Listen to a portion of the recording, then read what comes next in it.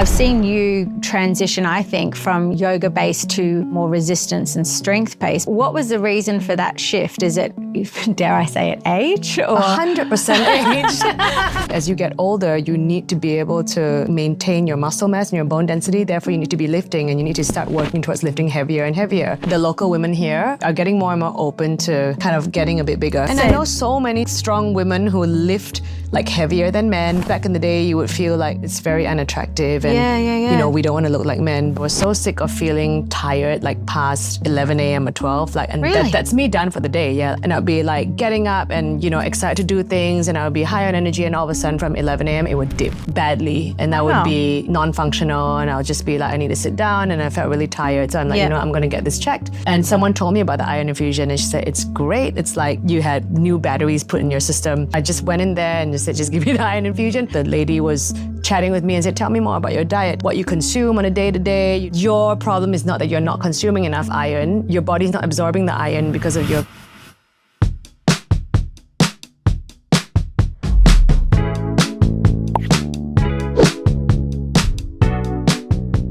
Hi, I'm Amy, and this is What's on Your Plate by The Meat Club. Each week, we dive into real conversations about what we eat, why it matters, and how to build a better plate one bite at a time. If you enjoy the show, hit like, subscribe to our YouTube channel, and follow us on Instagram at The Meat Club SG.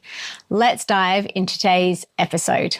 Today, we have Alicia Pan. Hello. Co-founder of Move Repeat. Welcome. Thank you for coming. Thanks for having me. Oh my gosh, it's a pleasure.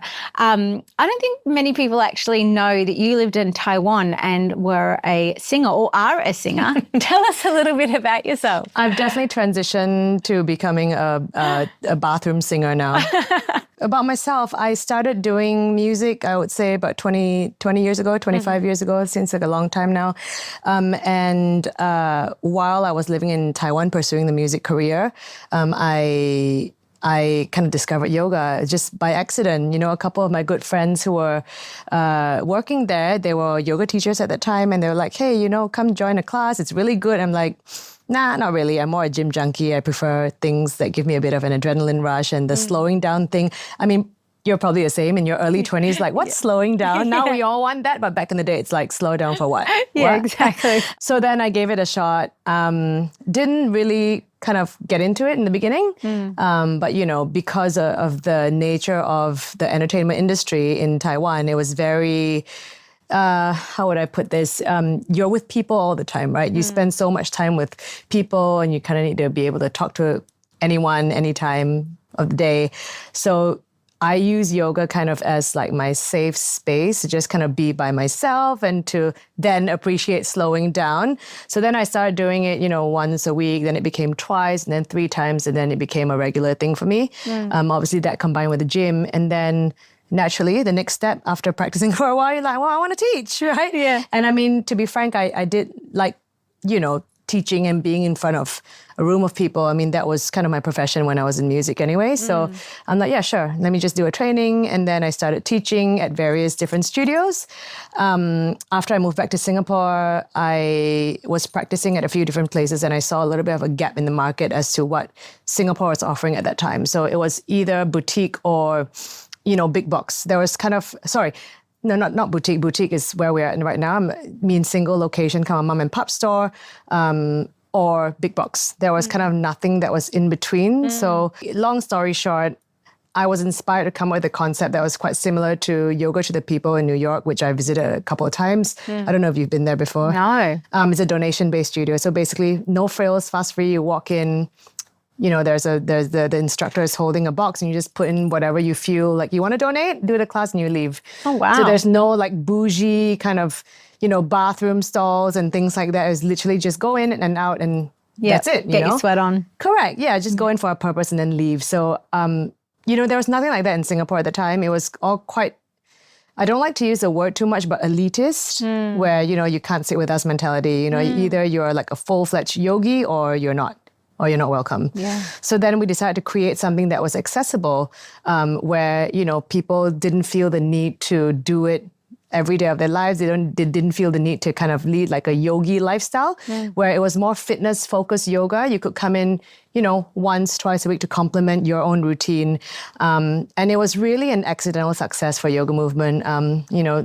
We started Yoga Movement about 13 years ago now, actually. Wow, congrats. It's been a long time, without any idea of what would happen to it. It was more like a passion project, and I said something we would try, and then I like to coin it as an accidental success.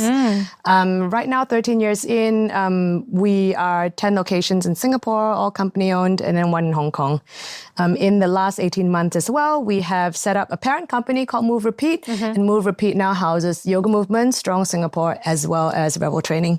Wow. Long story short, it's a very long story. That's massive. There's not many people that can put 3 brands under the one umbrella. That would have come with a huge amount of effort. How have you managed that between, you've got 2 boys, you work with your husband, Pete. Yeah. How do you manage everything? Is there a secret to that success? I think it's just grinding. You just got to go with it, right? I like to think that we kind of just take it as it comes. Obviously, working with your partner isn't the easiest thing, as you would know, because, there's a lot of crossover between family life as well as work life. And while it's easy to say, you set boundaries and, you should never take work home, that it's impossible. Yeah. So I think to give our working relationship credit, I feel like the business was successful because of both our efforts. I think if I had started it without Pete, then it wouldn't have come this far. And if Pete had started it without me, it probably wouldn't have had the same effect as well, because, yoga wasn't his thing back in the day. Yeah. So I while it's difficult, I would still like to give ourselves credit that I think our working relationship has been very complementary. But no, I think to answer your question, there's no secret recipe or whatever, how we manage, how we juggle all that. It's just everyday survival mode, especially with 2 small kids. And boys are just different. They're full of energy. So it keeps me on my toes every day. But I loved, I think it was 2 weekends ago, Nippers on a Sunday, and we were both there. And I ran into you and Pete, and you were both having a work conversation. And I was like, total respect. It has to happen like at any point in time, at any location, when it has to happen, it has to happen. And you're right, I do understand that. Even to the point that when we used to have our kids at Little Village, running through drop off. Oh, gosh. We're like, hey, oh, gosh, I've got to go. I know, we're always looking serious. Sorry about that. I think we're guilty of it too. Yeah. But you're right, 2 boys, very energetic, very busy. Very busy. Quite different, I guess, from 2 girls like myself. But how do you fit within their schedule as a mum? You've got so much on your plate.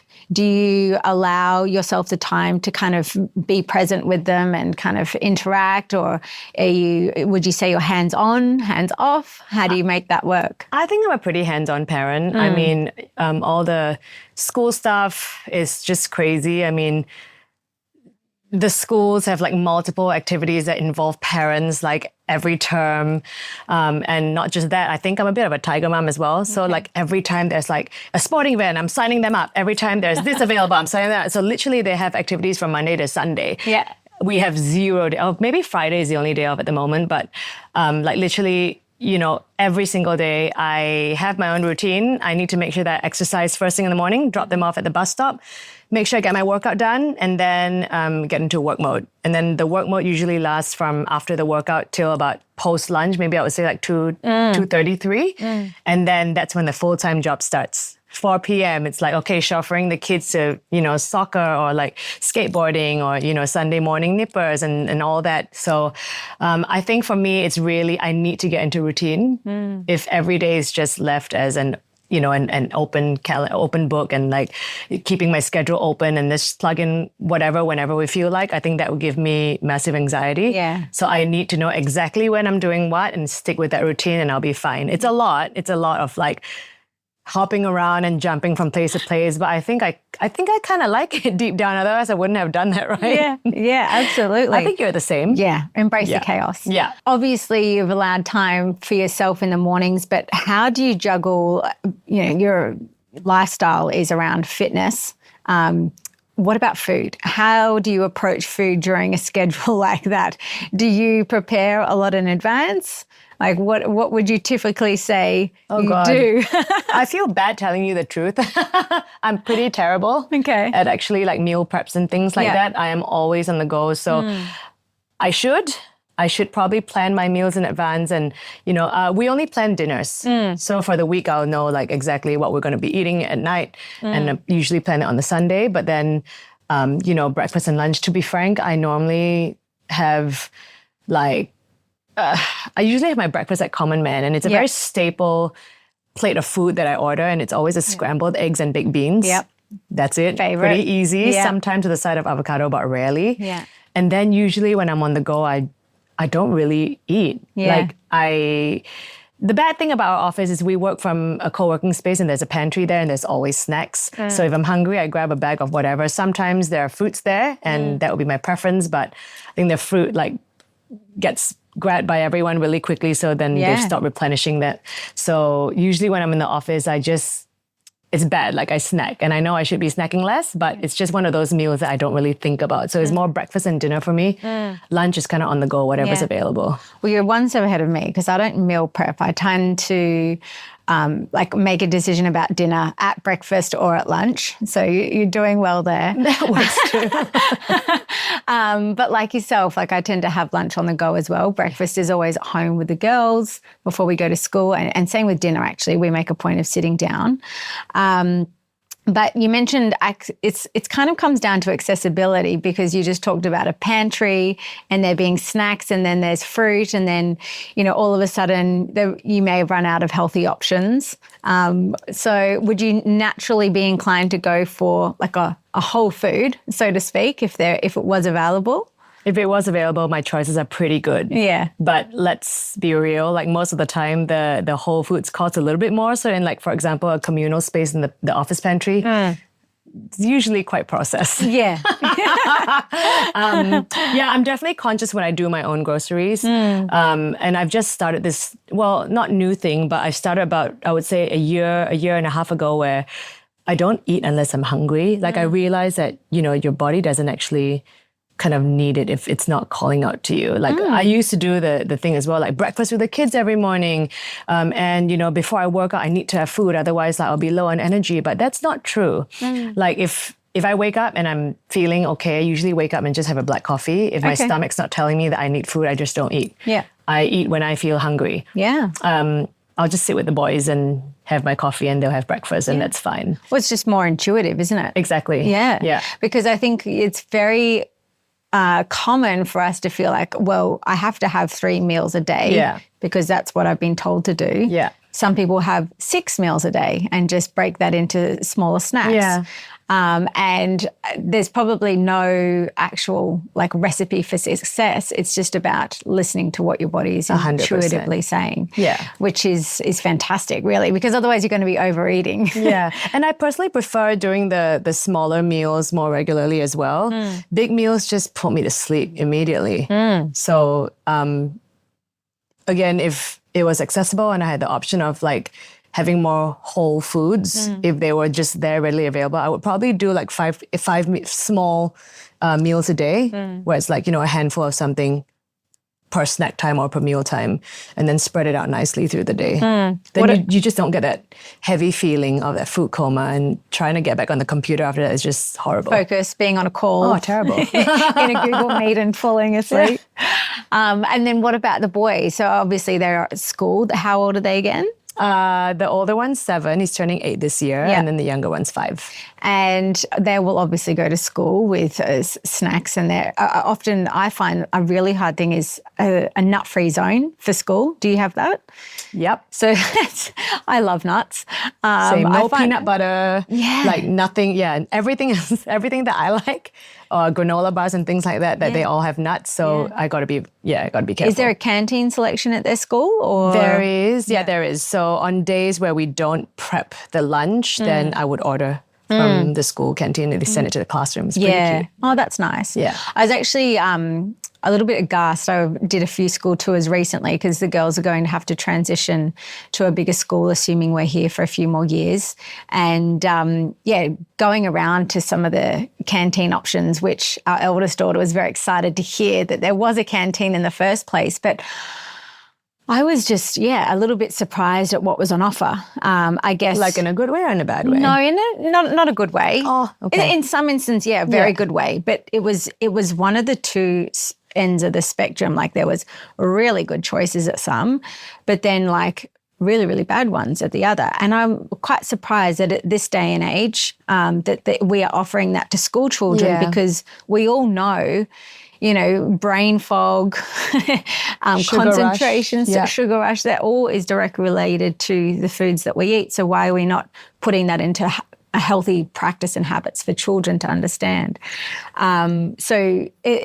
Without going into detail, but do the kids get access to better food, do you think, at school versus what they would get? Well, I make the selections for school. Oh, okay. So, I mean, obviously when, my older one's like year 3, then he gets to go to the canteen by himself. But right now I make all the selections and it's usually like, like something simple like a sandwich or a pasta then I'll order like a side of fruit.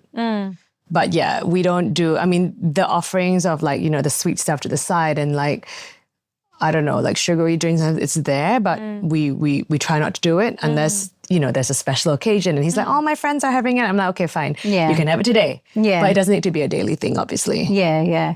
How do you go about teaching the boys about what it means to have, not a healthy not a, fizzy, sugary drink every day? Do they know what the difference is? Do you think? It's usually quite hard because, when people around them are allowed to do it, I'm not saying that majority of them do, but like, whenever he quotes, so-and-so had this and, why can't I do it? It's always hard to kind of explain, but we try to balance it out and I try to explain a lot about the food pyramid. And I think they learned that when they were in daycare as well, when they were younger. But, whenever you pack stuff, it needs to be a balance. Like you do rice crackers and then we have the greens and then we have the fruit and then we have some carbs, like some pastas or whatever. And we also finish the colored stuff first, like the green stuff and then the orange stuff and blah, blah, blah. And then you move over to the crackers and all the processed food or whatever that we put in, or the dried food. Yeah. So you go for fresh first and then slowly make your way kind of up. Yeah.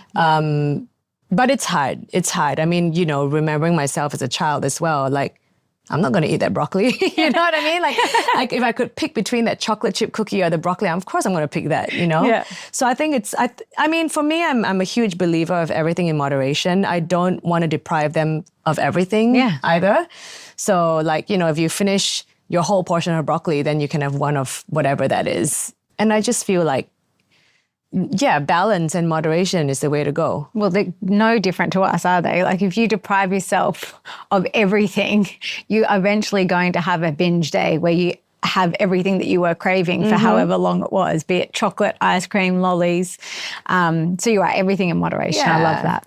Yeah, and also like, with exercise, you're like, okay, if you feel like you had a pretty gluttony like lunch and you're feeling a little bit, then, just work out or something. So go and move. Yeah, I am not someone who's like, Pete, my husband just recently did a 48-hour fast, which I know some people go for longer, but I'm just not a fasting person and I've tried it before and like it doesn't work for me. Yeah. I get really grumpy. I don't know if it's bad for women. I heard that it's not as, I guess, beneficial for women because we have so many different things to like manage in our system.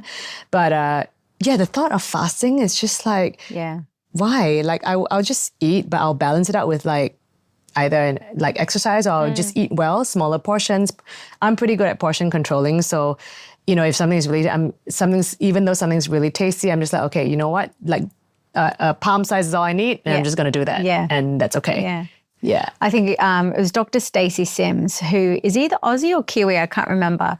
And she has a famous reference point in a TED talk, which is women are not small men, because she's discovered that a lot of the, studies around women health and exercise has been framed against a male backdrop. And she's proven that you're absolutely right. It's not healthy for women to fast. And I find that I can't. I need to eat earlier in the morning, but maybe, stop, rather than eating at 9 o'clock at night, maybe finish a little bit earlier than that.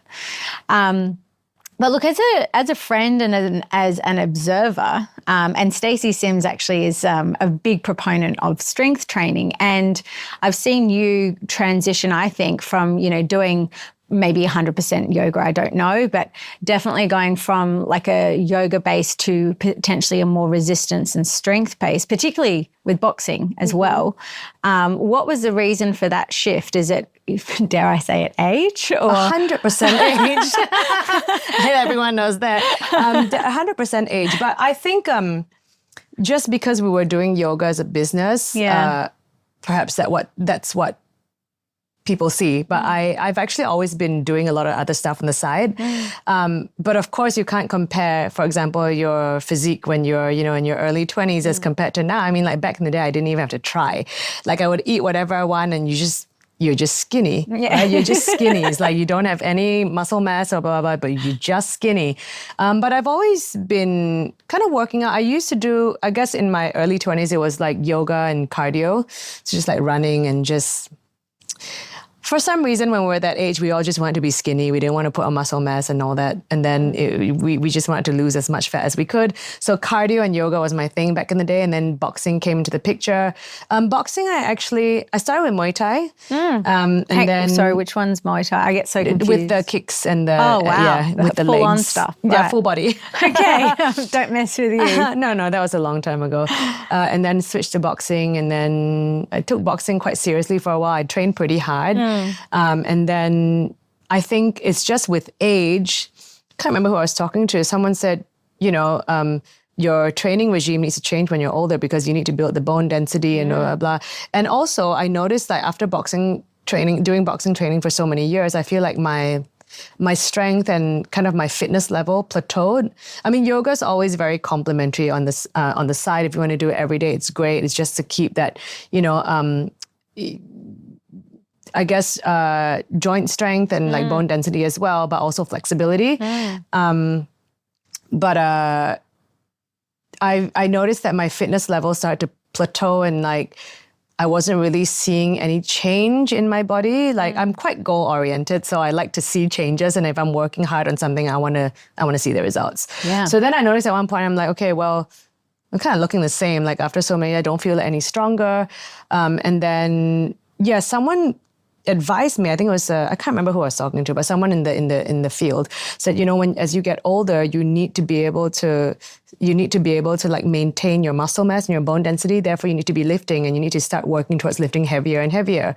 And I actually do like the process. Obviously, I started lifting a little bit lighter. I'm not saying that I'm CrossFit queen right now, but definitely seeing benefits in like working that strength component combined with everything else. Obviously, like I wouldn't just work on one thing. I like a good mixture in my routine. Yeah. So it's kind of like everything at the moment. On like Fridays, my yoga day. So I do yoga on Fridays, just after, doing a little bit more strength training and cardio Monday to Thursday, your body's sore. So Friday is like the perfect day to do yoga. And then Saturday is kind of back into cardio. And then Sunday is rest day. That's usually what I do. Yeah. The boxing has kind of dropped off my schedule just due to just accessibility of the gym and things like that. Yeah, sure. But yeah, I mean, with working out, accessibility is really important. It needs to be close. Yeah. Variety. With the transition to more, I guess, strength-based training, have you shifted your diet as well? Like in any way, shape or form? Or you just say just the same? Not really. Yeah, it's the same. I think generally, again, if it's accessible, like if I was at, a restaurant and I had a healthy option and a not so healthy option, I'm actually pretty good with picking an option that's better for me. Unless obviously, I've had a week of I don't know, like a hectic week and I've been eating really well and I've been training really hard, then it's again back to the balance. It's okay to just binge once in a while, but I don't think I have any issues if it's there for me to pick what's better for me. But in terms of switching my diet, making any changes, I think just because I've been doing that quite consistently, making the right choices, I didn't feel the need to. Yeah. So how would you, so you're at a restaurant and you're looking at the menu, how do you actually make that decision? This is a healthier option and this is a not so healthy option. Like for people that are listening, what can they learn from you in like what choices we should be making? Usually so I'm not a big red meat eater, and actually I didn't eat red meat for a long time. And then, during my pregnancy, I started like eating a little bit here and there just for iron and just because, the pregnancy craving and everything that, I'm just going to give into my craving. So I'm not a huge red meat eater. I wouldn't order that as my main if it was there. So I normally go for the chicken or the fish. Yeah. So for me, I think to choose something that might be good for you would be to go for, I guess, like chicken breast is my staple, something like a little bit more lean, and then protein heavy and less saucy. And obviously, again, the balance part, that needs to come with a lot of greens on the side as well. Yeah. And I'm not a no-carb person. I love my carbs, but, if you could choose between, say, white rice and brown rice, I mean, there's like conflicting information about that I've heard from some people that there's no difference. I don't know, you can enlighten me on that if you do. I don't have any pearls of wisdom either, because I have had also conflicting information on what's better. So we can leave that to the experts. Yeah. I'll go do some research after this. Yeah. But I mean, choose the right carbs and a good balance of protein and like leafy greens. And, if you've had like a heavy carb lunch, then maybe do the heavy protein and veggies for dinner and then vice versa. Yeah, thinking about a balance over the course of the day. Yeah. I like that. Yeah. And then you let Pete order the, truffle fries and you can snack on those at the end. Yeah, that's my strategy. And like he hates it. It's always like, so what do you want for dessert? And I'm like, no, I don't want anything. He's like, I'm going to order this I don't know, chocolate ice cream with blah, blah, blah, whatever. And I'm like, yeah, sure. I'm just going to have a bite. He's like, no, you're not going to have a bite. If you want to just order your own, I'm having the whole thing. So yeah, you're right. I'm this, if you're anything like me, I do the same. Hey, you guys order. I just want a bite. Yeah. And we, much to Josh's frustration, I like to share. So, you get the fish and I'll get the steak or whatever else. Anyway. It's funny. It's ironic that you mentioned about like steak and cravings during pregnancy, because you might be surprised to know I was almost a vegetarian as well.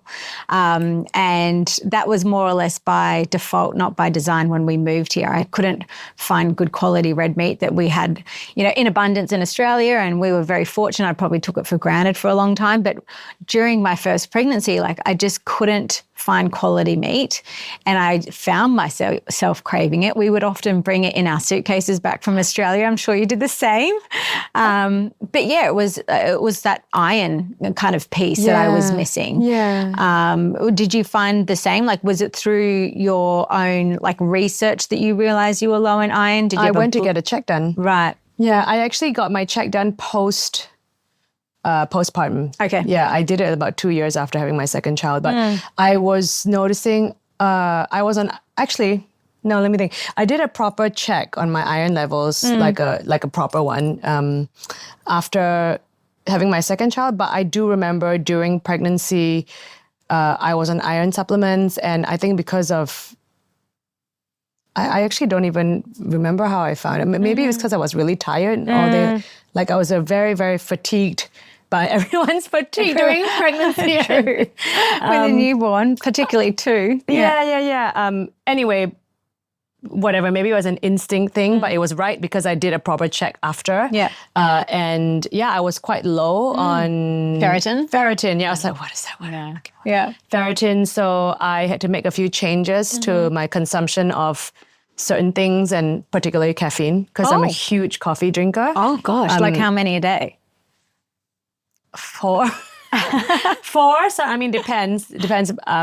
I can go up to 5. Okay, it's bad. It's bad. I mean, I know we should limit it to 2 and all that, but I went in to get my iron levels checked and basically said, I've heard of what's that called where they inject intravenous like a infusion. the iron infusion. Yeah. I just went in and said, just give me the iron infusion, because I was so sick of feeling tired, like past, it would have been like 11 a.m. or 12. Like, and Really? that's me done for the day. Yeah. And I would have a good sleep the night before, and I'd be like getting up and, excited to do things, and I would be high on energy, and all of a sudden from 11 a.m. it would dip like badly, and I would be non-functional, and I'll just be like, I need to sit down, and I felt really tired. So I'm like, I'm going to get this checked. Yeah. And someone told me about the iron infusion, and she said, it's great. It's like, you had new batteries put in your system. So I just went in there and just said, just give me the iron infusion. And she said, the lady was chatting with me and said, tell me more about your diet. Tell me about, what you consume on a day-to-day. You drink coffee? I said, yeah, I drink coffee. So just a couple of changes, tweaks in what I consume at what time of the day. Like, do you mind sharing what they were if you can remember them? I think it was something like limit caffeine to before 12 p.m. And it's not that I don't eat enough iron. There's heaps, because I said, I'm probably low on iron because I don't eat a lot of red meat. And she said, that's nonsense. There's heaps of foods with iron in them. You can get from like all sorts of food you eat, But your problem is not that you're not consuming enough iron. Your body's not absorbing the iron because of your caffeine intake. So limit the caffeine intake to like 2 cups max a day before 12, and then post 12 p.m. start taking heaps of, I think it was vitamin C. Okay. Something to encourage the absorption. Yeah. Interesting. Yeah. Okay. So then, I did that for a while, but obviously that didn't last a long time. The coffee thing. Now I'm just back to my old habits again. But I mean, you I've haven't also had a dip the same since then, like more recently? I'm now wearing an Oura ring. Yeah. So I've been conscious about my bedtime routine, and also I've been quite strict with it. Okay. And I feel like having this goal of increasing my sleep score has really helped me to kind of set the routine, and for some reason, my sleep has been a lot better. Wow. It used to be really bad. Like I used to have insomnia every night. My sleep, I would wake up like 1 a.m. and that would be it for me. And I would just be up from like 1 a.m. and I just had to suck it up till like the following night, which was really bad. And then, I don't know. Like it's been weird. It's been a weird journey for my sleep and like fatigue. It just kind of ebbs and flows. So was there something that you changed apart from getting the Oura to help with the insomnia, or? I take magnesium, zinc, and melatonin. Okay.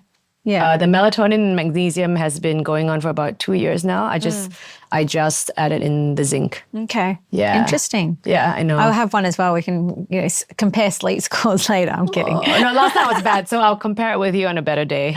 But it's funny, like my sister, who, by all intents and purposes is one of the healthiest people you would know, has a terrible sleep score and has all these things that she will do leading up to bedtime in that routine. But if she misses a window, like that's, for her to sleep, then she finds that really difficult to kind of catch up again. Whereas I almost have the opposite. I have like a latency score, which is the time it takes to fall to sleep, which is between 1 and 5 minutes. Wow. Yes. That's not good, apparently. It's apparently really bad. Because you're overtired. Yeah. Yeah. So mine's usually like 15. And that's like good. Good. Well, I know. Anyway, maybe I need to investigate it as well. So, okay. And your diet, if I can say, leading into your 40s, just going back to what you are eating now, do you find that the introduction or knowledge around, what to eat and when to eat it has helped? Like, if you haven't had one of those dips again in a while with the iron and the fatigue.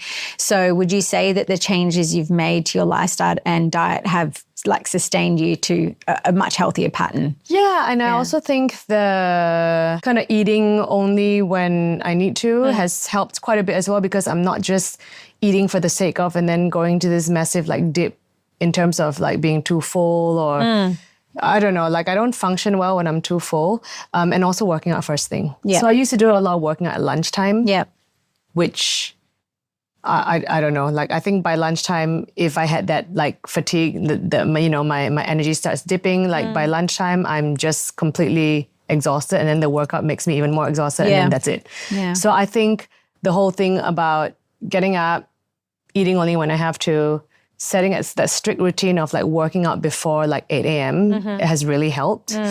And also it might be like a mentality thing. I don't know. I mean, maybe it's a placebo effect, and maybe it hasn't really helped, but just because I'm following these like routines strictly and I'm like, okay, it's helped me massively. But I mean, regardless of whether it's placebo or it makes me feel better. So why not? Well, it sounds counterintuitive, but I find the same. If you wake up and you exercise, you feel more energized than if you had slept in. And I think people that don't discover that and realize that at a relatively young age or whenever it might be in their life cycle is kind of like missing out on this cheat code for life. I know that sounds ridiculous, but it really is the opposite of what you think it would be, as in, it re-energizes. And I mean, you guys spend a lot of time in Australia. And so you've seen kind of the culture and lifestyle there. 4:30 a.m. gym classes. Exactly. Yeah, you're like, try 6 doing a.m. that coffee here. store. Imagine telling my staff that we're doing 4:30 a.m. classes. Everyone's going to quit. They would. Well, also, we've got to consider that Australia's sunrise is at 4 a.m. in the summer without daylight savings. But you're right. The sun is up early. The birds are going to wake you up if the sun doesn't. But are you seeing a bit of a shift here in Singapore around the approach to exercise, wellness, community-driven events around, even this terminology. High rocks.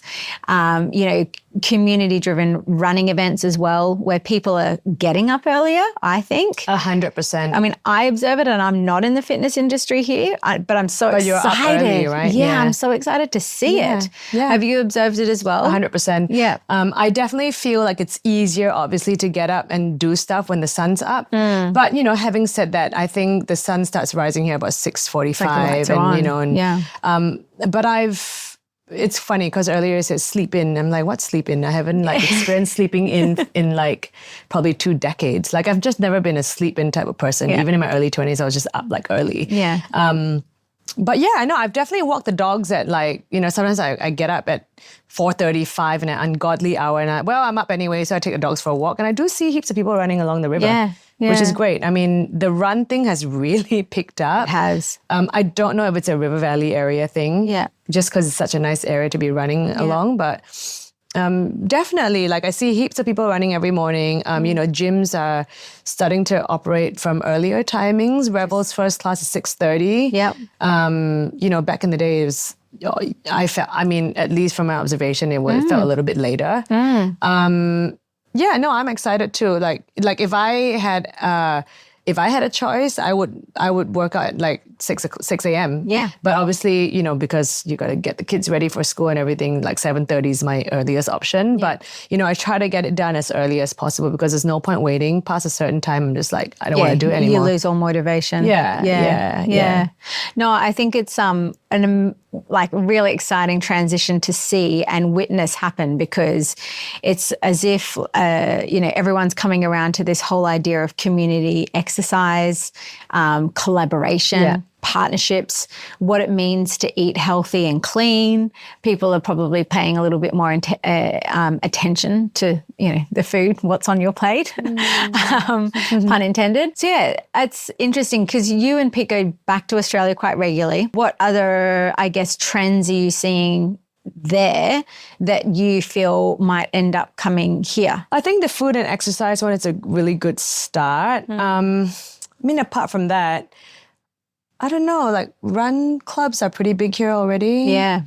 Yeah, I do see a lot of run clubs. It's like the new dating scene too, right? Yeah. Oh, I think if there's one observation, I would say as well, the local women here are being more and more are getting more and more open to kind of getting a bit bigger. Yeah. You know what I mean? Stronger. Stronger, yeah. I think it's not small men. Yeah. That's what Stacey said. And I know so many strong women who lift heavier than men, whereas back in the day you would feel especially in the Asian culture, it's very it's very unattractive and, we don't want to look like men. But I feel obviously training at Revel, the women are super strong. Yeah. Just when Intimidating. Strong. When I first started, I remember thinking that I was strong. And then when I did my first ever session ages ago, I went in there and I just retracted. I'm like, okay, you know what? I'm going to I'm going to lift in that corner there because I'm just like nowhere near you guys. Go practice somewhere Yeah, I'll go else. practice first and then I'll come. But yeah, no, that's a nice thing to see. I mean, a lot of our strong trainers as well, like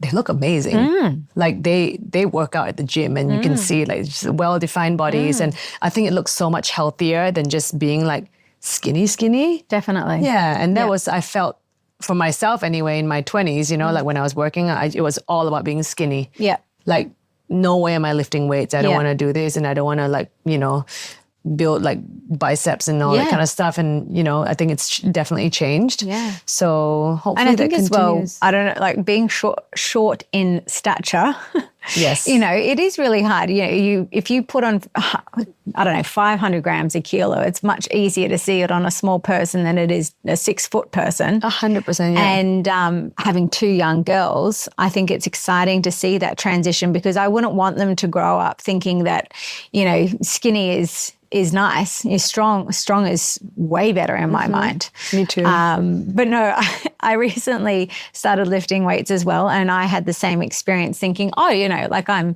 strong. Where do you go? Oh, anywhere. Okay.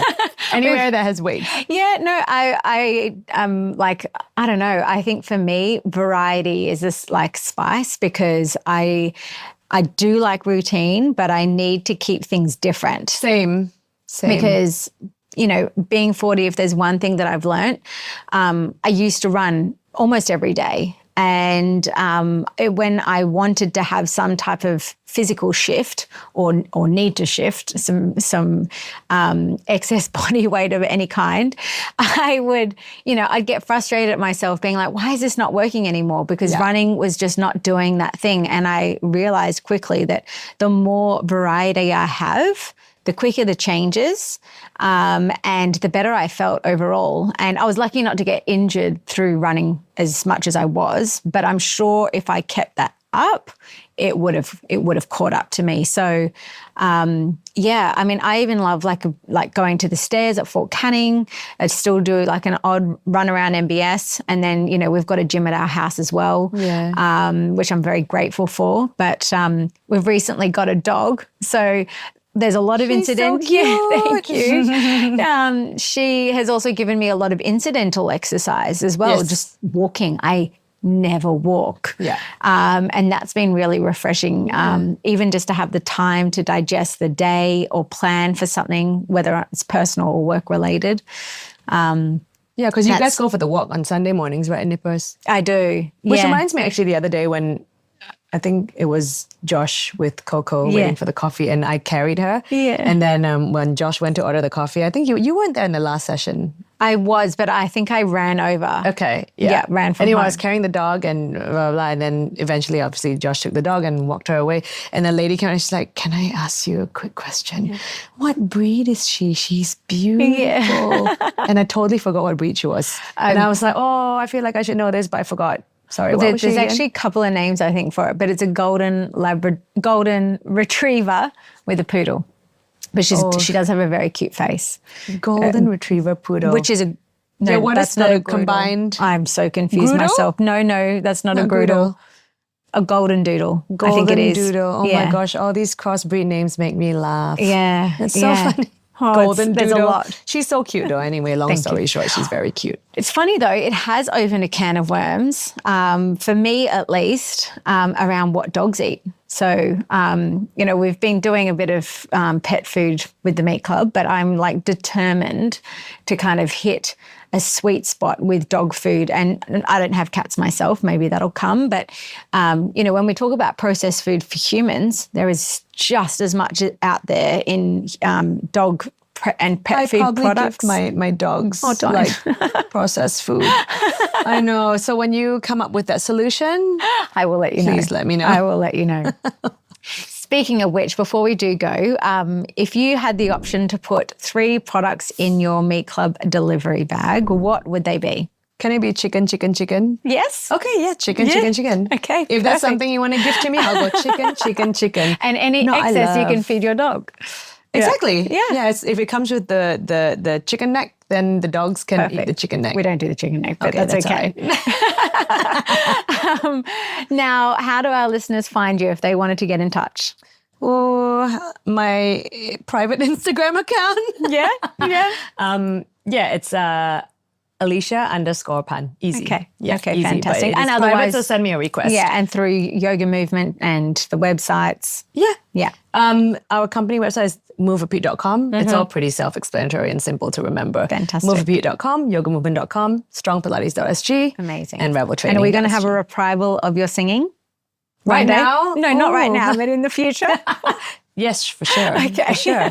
For sure. I actually might have a gig coming up, but I'll release more information when that's confirmed. Okay. But yeah, it's this old woman rising from the dead. It's been a long time. All right. Stay tuned. Yeah, thank you. All right. Well, thank you so much for tuning in to What's on Your Plate. If you enjoyed today's episode, give us a like, leave a comment, and subscribe to our YouTube for more content like this. And if you're ready to fill your plate with clean, quality produce, check out themeatclub.com.sg. We deliver straight to your door so you can eat well every day. See you on the next episode.